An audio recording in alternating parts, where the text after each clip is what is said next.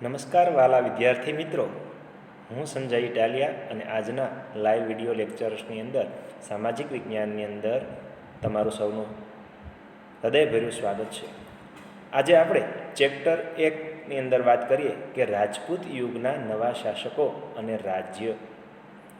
મિત્રો, આપણે આગળના ધોરણની અંદર ધોરણ 6ની અંદર આપણે ભારતના રાજપૂત યુગની અંદરની પ્રવેશ સુધીની વાત આપણે થયેલી છે, જેની અંદરની આગળની વાત આપણે કરશું કે રાજપૂત યુગ દરમિયાન છે નવા શાસકો અને રાજ્યો કયા કયા બન્યા અને કેવી રીતે, એની વાત આપણે આગળ કરીએ. તો કે રાજપૂત રાજવીઓએ ઈસવીસન 700થી ઈસવીસન 1200 વચ્ચેના 500 વર્ષના સમયગાળા દરમિયાન મોટા ભાગના ઉત્તર ભારત અને દક્ષિણ ભારત પર વર્ચસ્વ જમાવી રાજપૂત યુગની સ્થાપના કરી. મિત્રો, અહીં વાત કરીએ તો કે રાજપૂત રાજવીઓએ ઈસવીસન 700, અત્યારે ઈસવીસન કેટલી હાલે છે તો કે ઈસવીસન 2020. તો આ તો વાત થઈ ઈસવીસન 700, એટલે કે ખૂબ સમય પહેલાંની વાત. તો કે રાજપૂત રાજવીઓ ઈસવીસન 700થી લઈને ઈસવીસન 1200 વચ્ચેનો એટલે કે 500 વર્ષનો જે સમયગાળો હતો, આ દરમિયાન મોટા ભાગના ઉત્તર ભારત અને દક્ષિણ ભારત પર વર્ચસ્વ જમાવી રાજપૂત યુગની સ્થાપના કરી. આ સમયના રાજાઓએ છે એ ઉત્તર ભારત અને દક્ષિણ ભારતની અંદર મોટા ભાગના રાજ્યો પર પોતાનો અધિકાર જમાવ્યો હતો. અને તમને ખ્યાલ છે તે પ્રમાણે કે આપણે ઉત્તર ભારતની અંદર હર્ષવર્ધનના સામ્રાજ્ય વિશે વાત કરેલી, અને એ જ વાત આગળ પણ આવશે. અહીં આગળ વાત કરીએ તો કે તેમણે ભારતીય હિન્દુ સંસ્કૃતિને પ્રજ્વલિત રાખી, એટલે કે આપણી જે મૂળ હિન્દુ સંસ્કૃતિ હતી એને આગળ પણ પ્રજ્વલિત એટલે કે એમને એમ ચાલતી રાખી. આ તમામ નાના મોટા છતાં નોંધપાત્ર એવા રાજપૂત રાજ્યો ક્યાં અને કેવા હતા તે વિસ્તારથી જાણીએ. તો કે હવે આ રાજપૂત રાજ્યોની જે વાત કરવાની છે, એ રાજપૂત રાજ્યો કેવા અને ક્યાં હતા તેના અંગે આપણે આ ચેપ્ટરની અંદર વાત કરીએ. તો વાતને આગળ વધારતા પહેલાં આપણે હર્ષવર્ધન વિશે થોડુંક આગળના સત્રનું યાદ કરીએ તો ખ્યાલ આવશે કે ભારતની મધ્યની અંદર નર્મદા નદીના ઉત્તર ભાગની અંદર કોનું રાજ્ય હતું તો કે હર્ષવર્ધન. તો હર્ષવર્ધન વિશે વાત કરીએ. 7મી સદીમાં હર્ષવર્ધનના અવસાન બાદ ઉત્તર ભારતમાં તેમના વિશાળ સામ્રાજ્યનું નાના નાના સ્વતંત્ર રાજ્યોમાં વિભાજન થયું. ઉત્તર ભારતનો મહાન અને શક્તિશાળી એવો શાસક, એકમાત્ર શાસક 7મી સદી પહેલાં વાત કરો તો કોણ હતો તો કે એ હતો હર્ષવર્ધન. અને આ હર્ષવર્ધનના અવસાન બાદ આ રાજ્યનું શું થયું તો કે એનું અનેક નાના મોટા રાજ્યોની અંદર વિભાજન એટલે કે ભાગલા પડ્યા. હવે આગળ વાત કરીએ તો કે એ જ રીતે પુલકેશી બીજાના અવસાન પછી દક્ષિણ ભારતમાં પણ સ્વતંત્ર રાજ્યો બન્યા. મિત્રો, અહીં આપણે આગળના ધોરણ 6ની અંદર ભણેલા 2 મહાન શાસકોને યાદ કરવાના છે, તો આગળનું બધું જ સમજાઈ જશે. કઈ રીતે તો કે એ સમયની અંદર ભારતની અંદર તમને ખ્યાલ છે કે 2 જ મહાન શાસકો હતા. એક તો હતો હર્ષવર્ધન અને દક્ષિણ ભારતની અંદર કોણ હતો તો કે પુલકેશી બીજો. તો આ બંનેના અવસાન કઈ રીતે થયા અને પોતે કેવા રાજાઓ હતા એ અંગેની વાત આપણે આગળના ધોરણ 6ની અંદર કરી ગયેલા છે. આગળ વાત કરીએ તો કે પુલકેશી બીજાનું અવસાન થયું અને એના રાજ્યના પણ આ જ રીતે વિભાજન એટલે કે ભાગલાઓ પડ્યા. મધ્યયુગના આ સમયકાળને ભારતીય ઇતિહાસમાં રાજપૂત યુગ કહેવામાં આવે છે. મધ્યયુગનો સમય એટલે કે કયો તો કે 7મી સદીથી લઈને 12મી સદી સુધીની અંદર જે કાંઈ રાજ્યોની અંદર ફેરફારો થયા, નાના મોટા અનેક રાજ્યો જે અસ્તિત્વમાં આવ્યા, એમને મધ્યયુગના ઇતિહાસ તરીકે ઓળખવામાં આવે. અને આ ઇતિહાસની અંદર મોટા ભાગના શાસકો કેવા હતા તો કે રાજપૂતો હતા. તો એ અંગેની વાત કરશું. અને તમારા માટે થોડુંક જાણવા જેવી વાત તો કે રાજપૂત શબ્દનો અર્થ રાજપુત્ર થાય છે. 14મી સદીના ભાટો રાજપૂતોને 36 કુળ ધરાવતા સમૂહ તરીકે વર્ણવે છે. આગળ વાત કરીએ તો કે રાજપૂતો બહાદુર હતા. હવે આ રાજપૂત કોમ કેવી હતી એ અંગેની જો વાત કરીએ તો કે રાજપૂતો બહુ બહાદુર એટલે કે નિડર, કોઈથી પણ ડરે નહીં એવા પ્રકારના ટેકીલા હતા. આપેલ વચન પ્રાણને ભોગે પણ પાળતા. એ જો એકવાર કંઈ વચન, આપણે અત્યારના સમયમાં કહીએ તો પ્રોમિસ, તો કે એ સમયે જે વચન આપ્યું હોય તો એ વચન પાળવા માટે પોતાનો પ્રાણ જતો રહે તો પણ પોતાના વચનને છોડતા નહીં. દુશ્મનને પીઠ બતાવવા કરતાં તેઓ મૃત્યુ વિશેષ પસંદ કરતા. જ્યારે યુદ્ધના મેદાનની અંદર યુદ્ધ કરવા માટે ગયા હોય ત્યારે પોતાના દુશ્મનથી ડરીને ભાગવાનું એ પસંદ કરતા ન હતા. એની જગ્યાએ પોતે યુદ્ધની અંદર મરવાનું પસંદ કરતા. તેઓ ગૌ બ્રાહ્મણ પ્રતિપાલક હતા. તેઓ ગૌ બ્રાહ્મણ પ્રતિપાલક એટલે કે તેઓ ગાયો પાળતા હતા. શરણે આવેલાનું તેઓ કોઈ પણ ભોગે રક્ષણ કરતા.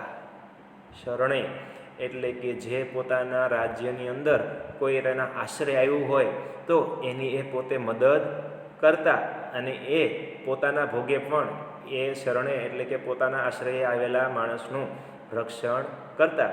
લડાઈમાં પણ અધર્મને આચરતા નહીં. કોઈ પણ યુદ્ધની અંદર, કોઈ પણ લડાઈની અંદર તે કોઈ પણ પ્રકારનું અધર્મ એટલે કે કહેવાય કે કપટ કરતા નહોતા. ભારતની રાજપૂતાણીઓ વીરત્વ માટે વિખ્યાત હતી. વિખ્યાત એટલે કે પ્રખ્યાત. એ સમયની અંદરની રાજપૂતાણીઓ એટલે કે રાજપૂત રાજાઓની જે પત્નીઓ હતી એ પણ કાંઈ ઘટે એમ હતી નહીં. એ પણ ખૂબ પ્રખ્યાત હતી. કઈ રીતે તો એની વાત કરીએ તો કે પુત્ર અને પતિને હસતા મુખે યુદ્ધમાં વિદાય આપતી. મિત્રો જાણો છો કે યુદ્ધની અંદર જનારો કોઈ માણસ હોય તો એ જીવતો પાછો ફરશે કે નહીં એ અંગે તો કેટલો બધાને ડર હોય. છતાં પણ આ રાજપૂતાણીઓ એટલી નિડર હતી કે જે પોતાનો પતિ હોય અથવા તો પોતાનો પુત્ર હોય તો પણ એને યુદ્ધની અંદર મોકલતા તેઓ જરા પણ ડરતી નહીં અને હસતા મુખે પોતાના પતિ અથવા તો પુત્રને યુદ્ધમાં વિદાય આપતી. સતીત્વ, નિડરતા અને સત્ય માટે તે પ્રાણની પણ પરવા કરતી નહીં. સતીત્વ એટલે કે પોતાના પતિને વફાદાર રહેતી. નિડરતા એટલે કે ડર જરા પણ ન રાખતી અને સત્ય માટે તે પ્રાણ એટલે કે પોતાના જીવને પણ વાલો કરતી નહોતી. જરૂર પડે તો હાથમાં તલવાર લઈને રણ મેદાનમાં પણ નીકળી પડતી.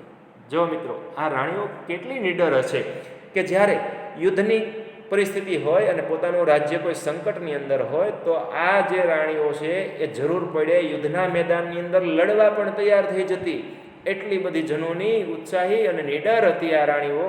આવી વીરાંગનાઓના અનેક ઉદાહરણો જોવા મળે છે. એને આપણે આગળ વાત કરીશું.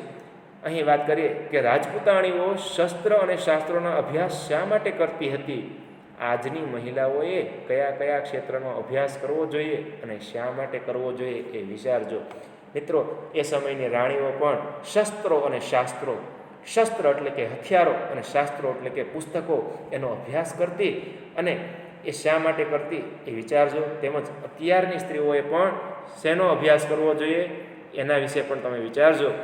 આગળ વાત કરીએ તો કે ભારતના મધ્યયુગીન ઇતિહાસમાં રણધીરા રાજપૂતો શાસકોની વીરતા, સાહસ અને શૌર્યના પ્રસંગો નોંધાયેલા છે. મધ્યયુગીન સમય એટલે કે ઈસવીસન 700થી લઈને ઈસવીસન 1200 સુધીનો સમયગાળો જે છે એના અંદર રણધીરા રાજપૂતો શાસકોની વીરતા, રણધીરા એટલે કે યુદ્ધની અંદર જે લડનારા એવા રાજપૂત રાજાઓ હતા એના વીરતા, સાહસ અને શૌર્યની વાતો એ આ પ્રસંગો આની અંદર નોંધાયેલું છે. આશરે 500 વર્ષ સુધી રાજપૂતોએ છે ભારતને વિદેશી આક્રમકોથી બચાવ્યું. આવા રાજપૂત રાજવંશો વિશે જાણીએ. મિત્રો યાદ રાખજો કે આ રાજપૂત રાજાઓ એટલા નીડર હતા કે જેના લીધે 500 વર્ષની અંદર કોઈ પણ આ રાજપૂત શાસકોનો જ્યાં સુધી સમયગાળો હતા એવા 500 વર્ષની અંદર કોઈ પણ વિદેશી આક્રમકકારો ભારતની અંદર પગપેસારો સુધા કરી શક્યા નહોતા. હવે વાત આગળ કરીએ તો કે 7મી સદીના અંતમાં સામંતશાહી શક્તિઓનો ઉદય થતા ભારત અનેક નાના મોટા ટુકડાઓમાં વહેંચાયેલો દેશ બન્યો. અનેક રાજપૂત રાજ્યવંશોનો છે ઉદય થયો. આ સમયને છે મધ્યયુગ કહે છે. હર્ષવર્ધન અને પુલકેશી બીજાના અવસાન પછી તેમના 2 મહારાજ્યો, મિત્ર આપણે આગળ ભણી ગયા કે 2 મહારાજ્યો ભારતના, અને આ 2 મહારાજ્યોના છે એ અલગ અલગ ટુકડાઓ, સામંતો, એ સમયના જે એના ખાસ કહેવાતા માણસો એવા સામંતોના હાથની અંદર આ રાજ્ય આવ્યા અને રાજ્યના છે એ અલગ અલગ ટુકડાઓના અંદર વિભાજન થયું.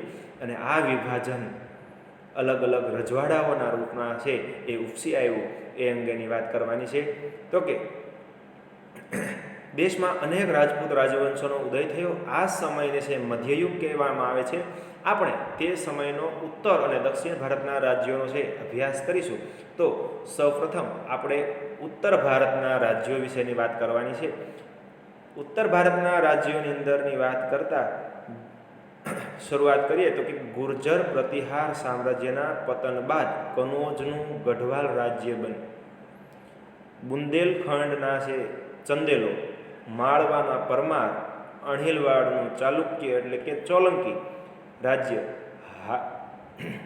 દાહલનું ચેદી રાજ્ય, શાકંભરીનું ચૌહાણ રાજ્ય, દક્ષિણ રાજસ્થાનનું ગોહિલ રાજ્ય સ્થાપિત થયા. ઉત્તર ભારતની અંદર માત્ર હર્ષવર્ધનનું શાસન હતું, પરંતુ હર્ષવર્ધનના અવસાન બાદ આ રાજ્યના કેટલા બધા ભાગો પડ્યા અને એની અંદર અલગ અલગ કેટલા રાજપૂત રાજાઓ આવ્યા. તો એની અંદરની વાત છે કે અલગ અલગ જાતિઓના રાજાઓ કે જેની અંદર છે ગુર્જર પ્રતિહારો, બુંદેલખંડના રાજાઓ, તેમજ માળવાની અંદર પરમાર, અણહિલવાડના ચોલુક્ય એટલે કે સોલંકી, બંને એક જ છે. ત્યારબાદ તો કે દાહલનું છે ચેદી રાજ્ય, શાકંભરીનું ચૌહાણ રાજ્ય, દક્ષિણ રાજસ્થાનનું છે ગોહિલ રાજ્ય સ્થાપિત થયા. ગઢવાલ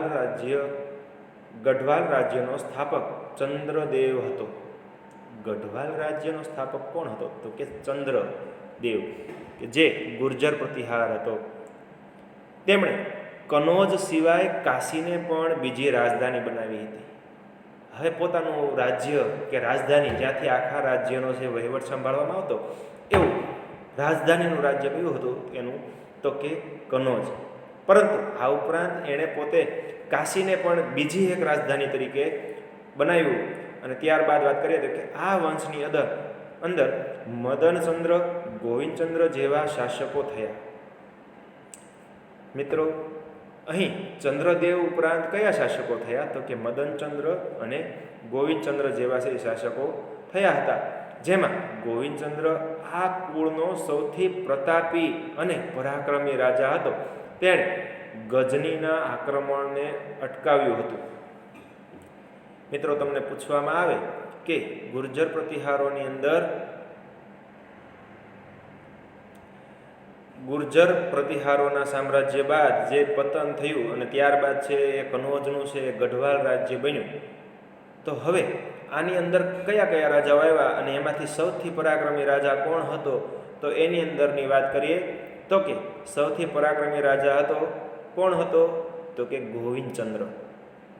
કેમ? તો કે એણે ગજનીના આક્રમણને ભારત પર, ગજનીએ જ્યારે આક્રમણ કર્યું, અફઘાનિસ્તાનનો ગજની કે જે ભારતની ઉપર આક્રમણ કરે અને એ આક્રમણને છે એ આ ગોવિંદચંદ્રએ રોકેલું, માટે તે સૌથી પરાક્રમી રાજા હતો એવું માનવામાં આવ્યું. તેમજ અનેક બૌદ્ધ વિહારોનો જીર્ણોદ્ધાર કરાયો. આ ઉપરાંત શું કરાયું? તો કે અનેક બૌદ્ધ વિહારો, બૌદ્ધ ધર્મના જે ધાર્મિક સ્થાનો છે એનો જીર્ણોદ્ધાર એટલે કે પુનઃ રિનોવેશન કરાવ્યું હતું. ઉત્તર ભારતના અન્ય શાસકોમાં બુંદેલખંડના ચંદેલોનો સમાવેશ થાય છે.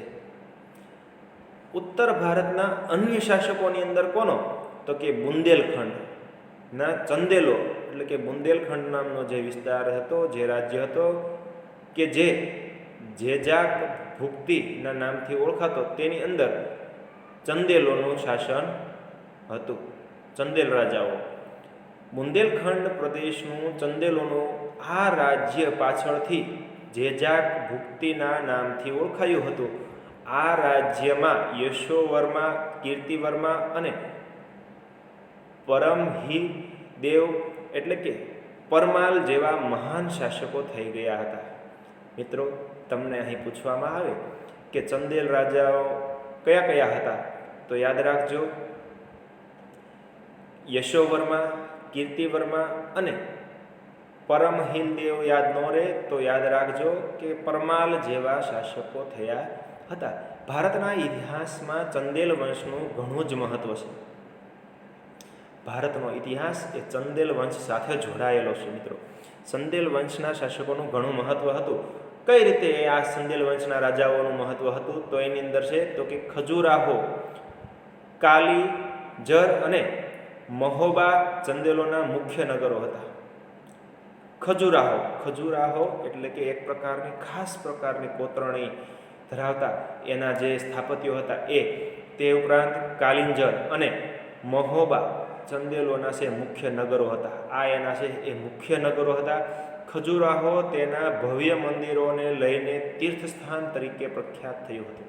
મિત્રો, મેં તમને આગળ વાત કરી એ રીતે ખજુરાહનો જે છે એ શા માટે, તો કે એ એના ખાસ પ્રકારના ભવ્ય એટલે કે અતિ સુંદર એવા મોટા મોટા મંદિરો માટે થઈને પ્રખ્યાત હતું.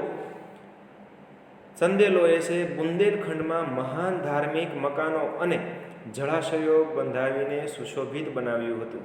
ચંદેલ રાજાઓએ છે એ બુંદેલખંડની અંદર મોટા મોટા ધાર્મિક સ્થાનો તેમજ જળાશયો એટલે કે મોટા તળાવો બનાવીને આ સ્થળને છે એ ખૂબ જ સુશોભિત એટલે કે રમણીય બનાવ્યું હતું. આગળ વાત કરીએ તો કે માળવાનો પ્રદેશ. હવે મિત્રો, આપણે માળવાની વાત કરીએ. પહેલાં વાત કરી કનોજની, ત્યારબાદ વાત કરી બુંદેલખંડની અને હવે આપણે વાત કરીએ છીએ માળવાની. તો કે માળવાનો પ્રદેશ પ્રાચીન કાળથી અવંતી અથવા ઉજ્જૈનના રાજ્ય તરીકે જાણીતો છે. માળવાનો જે પ્રદેશ છે એ પ્રાચીન સમયની અંદર અવંતી અથવા તો ઉજ્જૈન તરીકે ઓળખાય. મિત્રો, અવંતી અને ઉજ્જૈન બંને એક જ છે. એ એના સમાનાર્થી નામ છે.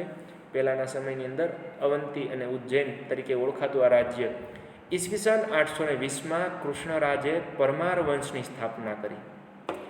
માળવાની અંદર ઈસવીસન 820 આજથી લઈને કેટલા સમય પહેલાંની વાત, તો કે 820ની અંદર કૃષ્ણરાજ પરમાર વંશનો જે રાજા હતો, કૃષ્ણરાજ નામનો, એમણે પરમાર વંશનું શાસન સ્થાપ્યું. કઈ જગ્યાએ સ્થાપ્યું? માળવાની અંદર, અવંતી અથવા તો ઉજ્જૈન. બરાબર ને? આગળ વાત કરીએ તો કે પરમાર વંશમાં સિયક, મુંજ, ભોજ જેવા મહાન શાસકો થયા હતા. ભોજ પરમાર વંશનો સૌથી શ્રેષ્ઠ રાજા હતો. મિત્રો, યાદ રાખજો, પરમાર વંશનો સૌથી શ્રેષ્ઠ રાજા કોણ હતો? તો કે ભોજ. બરાબર ને મિત્રો? તમને એવો પણ પ્રશ્ન પૂછવામાં આવે કે પરમાર વંશના રાજાઓના નામ આપો, તો લખવાનું કે સિયક, મુંજ, ભોજ જેવા છે મહાન શાસકો થયા, જેની અંદર ભોજ એ મહાન પરાક્રમી રાજા હતો. તેની ખ્યાતિ ભારતના એક આદર્શ લોકપ્રિય રાજા તરીકેની હતી. ખ્યાતિ એટલે કે નામના, એની નામના એક આદર્શ રાજા તરીકેની હતી. રાજા ભોજે ધારાનગરીમાં એક મહાશાળાની સ્થાપના કરી હતી. રાજા ભોજે ધારાનગરી એની રાજધાની હતી, જેની અંદર એક મહાશાળાની સ્થાપના કરી હતી. ફરતી ટેકરીઓની વચમાં સુંદર નગર ભોજપુર, કે જે વર્તમાનની અંદર છે એ ભોપાલ તરીકે ઓળખીતું છે. ભોપાલને તો તમે જાણતા જ હશો. તો એ સમયે આ ભોપાલને છે એ ભોજપુર તરીકે ઓળખવામાં આવતું, કે જેના ફરતી ટેકરીઓ હતી અને વચ્ચે એક સુંદર નગર બનાવ્યું, કે જે નગરને ભોજપુર તરીકે ઓળખાતું, જે હાલની અંદર આપણે ભોપાલ તરીકે ઓળખીએ છીએ. એવું નગર વસાવ્યું ચૌહાણ કે ચાહમાન વંશના અનેક રાજપૂત સરદારો ગુજરાત અને રાજસ્થાનના વિવિધ ભાગોમાં રાજ્ય કરતા હતા. આ ઉપરાંત વાત કરીએ તો કે કોણ, તો કે ચૌહાણ વંશના, ચાહમાન વંશના. ચૌહાણ કે ચાહમાન એ પણ બંને એક જ છે. ચાહમાન તરીકે ઓળખવામાં આવતા, ત્યારબાદ તેઓ છે ચૌહાણ તરીકે ઓળખાયા. તો આ રાજાઓ છે રાજપૂત સરદારો હતા. તો આ રાજપૂત સરદારો છે ગુજરાતના અનેક રાજ્યના વિવિધ ભાગોની અંદર રાજ્ય કરતા હતા. એમની એક શાખા 8મી સદીમાં સાંભર સરોવર નજીક શાકંભરી, અજમેરની ઉત્તરે આવેલ સાંભર સરોવર મિત્રો, તો અજમેર એટલે કે રાજસ્થાનની અંદર જે સાંભર સરોવર આવ્યું છે એની ઉત્તર બાજુએ એક 8મી સદીની આજુબાજુની અંદરની વાત છે. તો ત્યારે એક શાખા ત્યાં વિકાસ પામી હતી અને તે શાકંભરીના નામથી ઓળખાયું. શાકંભરીના ચાહમાન એટલે કે ચૌહાણો, શાકંભરીના ચૌહાણ વંશનો સ્થાપક વાસુદેવ હતો. ચૌહાણ વંશનો એટલે કે શાકંભરીના ચૌહાણોનો સ્થાપક કોણ હતો ચૌહાણ વંશનો, તો કે એ હતો વાસુદેવ. મિત્રો તમને 1 માર્ક્સની અંદર પ્રશ્ન પૂછી શકાય કે ચૌહાણ વંશનો સ્થાપક કોણ હતો, તો કે વાસુદેવ. 12મી સદીના આરંભમાં અજયરાજ શાકંભરીની ગાદી ઉપર બેઠો હતો. 12મી સદીના આરંભમાં, હવે મિત્રો 12મી સદીની વાત કરીએ.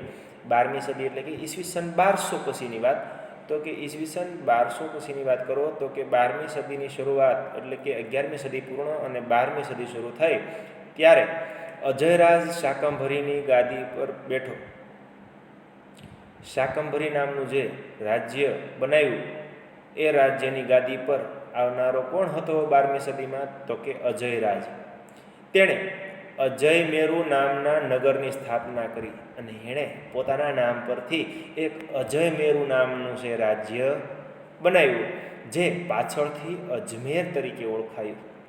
સાંભર સરોવર પાસે બનાવવામાં આવેલા રાજ્યને શાકંભરી તરીકે ઓળખાણું, પરંતુ આ શાકંભરી રાજ્યની અંદર 1200 ઈસવીસન 1200ની અંદર શરૂઆતની અંદર જે રાજા અજયરાજ આવ્યો તેમણે પોતાના નામ પરથી અજયમેરુ નામનું રાજ્ય બનાવ્યું અને જે સમય જતાં અજમેર તરીકે ઓળખાય અને હાલની અંદર આપણે એ રાજ્યને અજમેર તરીકે ઓળખીએ છીએ. ગુજરાતના સોલંકી રાજાઓ, હવે આપણે વાત કરીએ છીએ સોલંકી રાજાઓ. મિત્રો યાદ કરજો કે આપણે આગળ કયા કયા વંશની વાત કરીએ, હવે અલગ અલગ વંશના રાજાઓની અંદર વાત કરીએ તો એની અંદર હવે આપણે સોલંકી વંશના રાજાઓની વાત કરીએ. યાદ રાખજો કે આ બધા જ વંશના રાજાઓ એ રાજપૂતો હતા. હવે આપણે સોલંકીની વાત કરીએ તો કે ગુજરાતમાં સોલંકી રાજા સિદ્ધરાજ જયસિંહની રાજકુંવરીના લગ્ન ચૌહાણ વંશના અર્ણોરાજ સાથે થયેલા. જો મિત્રો આ રાજપૂત રાજાઓના અંદરો અંદર છે એ લગ્નના વ્યવહારો પણ હતા. તો આ સોલંકી વંશના રાજા સિદ્ધરાજની જે પુત્રી રાજકુંવરી હતી તેમના લગ્ન ચૌહાણ વંશના અર્ણોરાજ સાથે થયેલા. તેના પુત્ર સોમેશ્વર ચૌહાણ ગાદીએ આવ્યો. તેના પછી તેનો પુત્ર પૃથ્વીરાજ ત્રીજો ગાદીએ આવ્યો. આ પૃથ્વીરાજ ત્રીજો ભારતના ઇતિહાસમાં અદ્વિતીય સ્થાન ધરાવે છે. મિત્રો પૃથ્વીરાજ ત્રીજો, પૃથ્વીરાજ ચૌહાણના નામથી આપણે ઓળખીએ અને પૃથ્વીરાજ ચૌહાણ ત્રીજો જે થઈ ગયો એ અદ્વિતીય સ્થાન એટલે કે એની સરખામણી ન થઈ શકે એવું સ્થાન એ ભારતના ઇતિહાસની અંદર ધરાવે. ઈસવીસન 1991માં થાણેશ્વર અને કરનાલ વચ્ચે આવેલા તરાઈના મેદાનમાં શાહબુદ્દીન ઘોરીને પૃથ્વીરાજ ચૌહાણે સજ્જડ હાર આપી. કેમ અદ્વિતીય સ્થાન ધરાવે એની વાત તો કે ઈસવીસન 1191 એટલે કે મિત્રો 12મી સદીનો અંત ભાગ, અને 12મી સદીના અંત ભાગની અંદર થાણેશ્વર અને કરનાલ નામનો જે વિસ્તાર હતો ત્યાં વચ્ચે આવેલું તરાઈનું મેદાન, આ યુદ્ધના એક મેદાનની વાત છે કે આ તરાઈનું જે મેદાન છે તેની અંદર શાહબુદ્દીન ઘોરી અને પૃથ્વીરાજ ચૌહાણ બંને વચ્ચે યુદ્ધ થયેલું અને જેની અંદર પૃથ્વીરાજ ચૌહાણે શાહબુદ્દીન ઘોરીને છે એ સજ્જડ હાર આપેલી અને પૃથ્વીરાજ ચૌહાણનો છે એ વિજય થયેલો તે પછી ઈસવીસન 1992માં પૃથ્વીરાજ ચૌહાણની હાર થઈ હતી. પરંતુ ફરીવાર જ્યારે યુદ્ધ થયું ત્યારે એટલે કે ઈસવીસન 1192ની અંદર એ પૃથ્વીરાજની હાર થયેલી હતી અને દિલ્હીના તખ્તા પર મુસ્લિમ સત્તાનો એટલે કે શાહબુદ્દીન ઘોરીની જે સત્તા હતી એ આવી અને ત્યારથી ત્યાં મુસ્લિમ સત્તાનો છે એ ઉદય થયો હતો. અને આ જે બંને યુદ્ધો થયા એ યુદ્ધોને તરાઈનું પહેલું યુદ્ધ અને તરાઈના બીજા યુદ્ધના નામથી પણ ઓળખવામાં આવે છે. આથી તરાઈની લડાઈ ભારતીય ઇતિહાસમાં સીમાચિહ્ન રૂપ ગણાય છે. અને આ માટે થઈને જે તરાઈની જે લડાઈ થઈ, તરાઈનું જે યુદ્ધ થયું એ સીમાચિહ્ન રૂપ માનવામાં આવે છે. મિત્રો, અહીં આપણે રાજપૂત યુગ વિશેની વાત કરી અને આગળની જે વાત કરીએ એના પહેલાં આજનું હોમવર્ક તમને આપી દઉં કે તમારે ભારતની અંદર ઉત્તર ભારતના રાજ્યો અને ઉત્તર ભારતના રાજ્યોની અંદર આવેલા અલગ અલગ રાજાઓ વિશે એ તમારે નોંધ આવતીકાલે વિસ્તારથી લખવાની છે. આવી અલગ અલગ રાજાઓ વિશેના 5-5 વાક્યોની અંદરની નોંધ તમારે મને લખીને આપવાની છે. મિત્રો, આભાર. અસ્તુ. ફરી મળીશું.